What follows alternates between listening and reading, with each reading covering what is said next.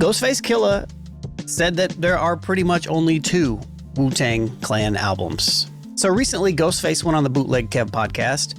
Ghost is getting ready to drop Supreme Clientele 2. And Bootleg Kev asked, which Wu-Tang albums do you consider Wu-Tang? So I'm Sean, Lonegevity with Bringing Down the Band and the New Old Heads podcast, and this is my Unpacked series.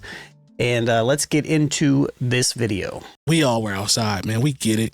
Like, we know the catalog. We know the B- Wu-Tang affiliates. We know all that, right? Apparently, Ghost has something to say. We have a video to go with that, and then we'll discuss. There's so many weird spin-off Wu-Tang projects that if you were to go to Wu-Tang Spotify profile, there's hella random shit that I don't consider Wu-Tang album. What is the last album you consider to be a true Wu-Tang album? A true Wu-Tang album? Something that I like? No, just an official Wu-Tang. I don't know what's going on sometimes. It's to think independently. Then there's it's just a lot of shit getting kind of thrown together with the logo. But what's in your opinion, what was the last time it was this is a Wu-Tang project? To me, the first 2 albums was Wu albums. So even the W, Iron Flag. W was cool. It was a Wu-Tang album, but it was dark. It's you just came off of this, and it was. It's I'm in it, but you know what? Keep it a buck with you. I didn't really listen, man. Like I said, the first 2, I know those was the joints. Iron Flag has some. Those are the joints. But I just know as far as us, I know where we can go. Yeah. So when I'm listening to it, you got to stand. It's if your brother did wrong, you still got to stand by this motherfucker. You see what I'm saying? I don't care. I know you know you're in the wrong, right? But you got to stand by the product. You got to stand by it. So I'm just being honest with you, thinking the first album and the second album to me is just all Wu albums. Because I don't ever hear nobody talking about these other records. I listen. You know what I mean? No, listen, bro. I'm telling you. I will not argue with you about that. Yeah, I don't hear nobody talk about none of them shits. You know what I mean?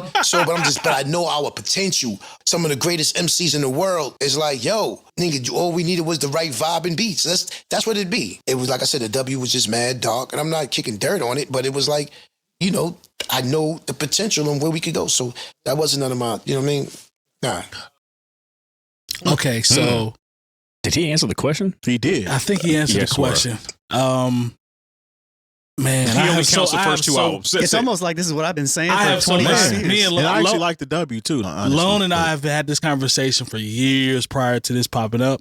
Very specifically, I have always said that Wu-Tang has had a very distinct fall off. The W has always been, I don't dislike it. But Iron Flag was where I was like, nah, I'm just cool. They're not them anymore. And a lot of it had to do, interesting to what Ghost said, was the beats and the vibe. And that has always been my issue. It has always been my issue. And if you look throughout Ghost's Ghost's catalog, his production selections throughout beyond the Wu-Tang years has been stellar. As somebody who needs a really dope beat, which is what his Supreme Clientele was, which was a lot of his early projects. Obviously, the first 2 Wu-Tang albums, I would say even the W, I like most of the beats on there too. That's really what it is. And I think there's also the camaraderie piece as well that he mentioned. But yeah, it's just all this validation for all these years, for decades of saying this. Now, I know that a lot of Wu-Tang people and super fans are not completely lost in the sauce of the W logo, and don't just love everything. But there are a lot of y'all out there that just praise the flag of Wu-Tang Clan no matter what drops. And bro, I haven't liked anything since the W, except for maybe 1 or 2 songs. There's 1 or 2 records off the Iron Flag, and I haven't. Hey, Diagrams, you can miss me. Better Tomorrow can miss me. This new one, it just sounds old. But the Raekwon album sounds good. Yeah, the Ghostface, Adrian Young sounds good. The Ghostface, Bad Bad Not Good sounds good. More Fish Scale sounds good. These one-offs sound really good because it's it's them being in control of their beats and all this other stuff. But I think as a full 9-man member group, that's never coming back, unfortunately. I have the right to define, what constitutes a true Wu-Tang album. I think he does because he's a member, right? I don't think he's wrong. This is literally what I've been saying. And the first 2 albums and most of the W. Yeah. And I actually never really thought of the W being dark until he said that. And I'm like, it is kind of Hollow Bones is very dark. Even the Redman record is really dark. Even when it gets into the One Blood record or whatever, it is a very dark record. It's a different type of dark from the first 2 Wu-Tang albums, but it is a unique type of dark. that I think kind of aesthetically fits to some degree. The joint with Ronald Isley is not dark, but the record is cool. Like, it's joints on there, but it's not those first two records. Yeah. But he talked about the camaraderie between them being there and in the place and working together and what they can do. Yeah. And I think that is a lot that's behind what he's saying as well. Guess what that is? What's that? Accountability. That is. See, I think I misinterpreted that entire segment because the way that I interpreted Bootleg Kev, he specifically mentions Think Differently. Yeah. Which, if you guys remember that project, that was about, it was the Killah Priests and it was had the Apple joint on the cover. It was the Wu Phillies. I was thinking he was Ghost would have responded about Killer Army and about Papa Wu. Come and on. About I thought that's what that was the about. Swarm. So I thought that Ghost took it in an entirely different direction that was not even what the question was about. That's fair. So imagine how he feels about those projects. Yeah, exactly. If he feels that way about the Wu-Tang albums, imagine how he feels about the affiliate albums. Look, you don't even know those people. I definitely don't do that. I definitely had a few of those joints back in the day. I was riding around to Killer Army, but I'll tell you what, was too. I put it in the CD player not too long ago. Terrible. Yeah. No legs. Lone knows we bought a lot of those. Yeah. And some of them are still decent. I like the Wu Chronicles, but Wu Chronicles, that was, and there was the Swarm Volume 1 was dope. The Swarm had some joints. There were a few of them, but then it just kind of strayed a little bit too far. But like, is that not what Bootleg Kev was asking? Yeah, I think that's what he was alluding to, and I think Ghost kind of just took it to where he wanted to take it. He wanted to let y'all know that. I don't think Bootleg Kev made if that was what he was asking, I don't think he did a good job of asking the question or clarifying it. But I think it's interesting that the way that Ghost answered it was still received in the way that it was, because I feel like a lot of us just knew. We know. I don't really rock with none of them shits. He spoke his truth. He spoke his truth, didn't he? Other than them two, and the W is cool, it's dark, but I don't really fuck with them other shits. It's literally what he said. But I'm gonna go with somebody that of Ghostface's caliber who has a discography that I can deem he has some classics in there. Yep. Is definitely able to Answer say that. that. Yeah. I'm gonna agree with both of y'all. I think Metronome was right. I didn't think about it, and just you got to think differently, Mike. I think he still answered the. Ironically, he still answered the question. But Metronome is right, because a Bootleg Kev, like what he threw out there, those are the affiliate ones that you and I have talked about for years. There's so many of these random people using the logo. Who are these people? But to Terry's point about Ghost being able to just it's funny.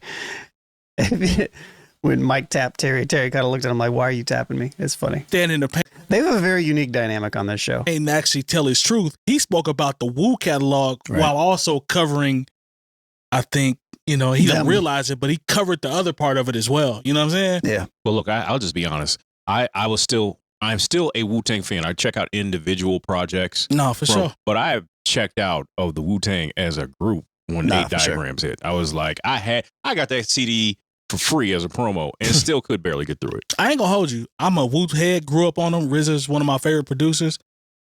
After Iron Flag, I couldn't tell you anything else. I'm talking about from a listening standpoint. Iron Flag was it for me, because I remember you used to hit me up because you used to love Pinky Ring. I did. And I always thought it was all right. I did. That record had a lot more misses than hits on it. And yes, indeed. But I don't think, look, guys, we will be hard pressed to find very many people on the internet that are really going to cape for Wu albums past that point. Those first two. you would be surprised, though. You would be surprised. Forever. There are people that still are in the comments on these things talking about how, oh man, even the new Wu records that have dropped that sound like they were just like recycled versions of records, because they drop new stuff. That new Raekwon record is actually pretty solid. I like the Raekwon. It's straight. But again, it's not like a Wu-Tang. It's not a Wu-Tang. It's like a member album, right? It's straight. It's different. Which is, I don't know. It's like some of the affiliates and some of the members lean super hard, heavy into the Wu-Tang aesthetic. Like it's almost like they're riding the coattails a little bit. But Ghost and Ray don't. Method Man doesn't either, really. Inspector Deck doesn't either. I mean, he does to a degree. Like they all do to a degree because it's them. You know what I mean? But like, Ghost is out here making really dope records that doesn't sound like a Wu-Tang because it sounds updated.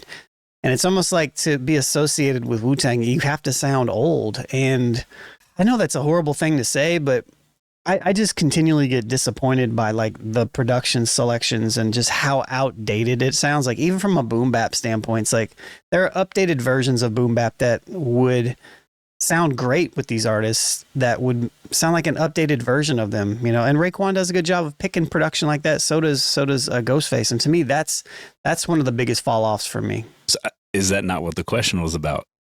I don't think so. Nah. Well, maybe. I think I don't that's know. The reason why because I think Ghost would have acknowledged that he got some classic joints by himself. yeah. If it was definitely go back about, and watch that video again. Watch how Bootleg Kev starts it. He's talking about going to Wu-Tang Spotify, and he specifically mentions Think Differently. Think Differently. He's talking about Affiliate with the logo projects. on it. he's talking about what is the requirement to be a Wu-Tang album. We know that Wu-Tang Clan making albums together qualifies as a Wu album. But at the same time, you could also make the argument that the question is like, do you really consider these Wu-Tang albums, even though they're under the brand, when it says Wu-Tang Clan, 8 diagrams and stuff like that, is this really a Wu-Tang Clan album? Ghost spoke his truth. He did. And he probably missed the mark, Yeah. if you will. But I think he been holding that like, them first 2 albums was cold. But I also don't think he was referencing any solo work from a Wu-Tang member. Like, because Ghost has classics. multiple. Ray has obviously them, Ray, he does, Method Man, you know, so I mean, like, But one of the things Deck. I'm looking at right now, I'm looking at the Wikipedia, not that this is to be completely trusted. Throw the but, CDs on the table. You know, the last thing that isn't Once Upon a Time in Shaolin, which I wasn't at the one-off, secret album. Yeah, that's the so, one you that was know, a secret joint. Yeah. was A Better Tomorrow. That's 2014. Now, I thought but maybe that was just a Mathematics Presents Wu-Tang album, the one that came out earlier this year, and we reviewed the AI video. Yeah. I You know, remember I that. thought, this is a Wu-Tang album. I gave it a couple spins. There was some stuff on there I liked. Yeah. But apparently, that's not a Wu-Tang album. Mhm. I thought that shit was mid as I said a couple. Yeah, a couple. I didn't- He It did say a wasn't- couple. He you did know, say a couple. It's And the not. only reason I say that is because like I don't hate mathematics, but like there's a distinct difference in sound quality between Raekwon's new album and that Wu-Tang stuff. Yeah. And the argue with Raekwon that. stuff is kind of like I liked it. I listened to it and I enjoyed most of it.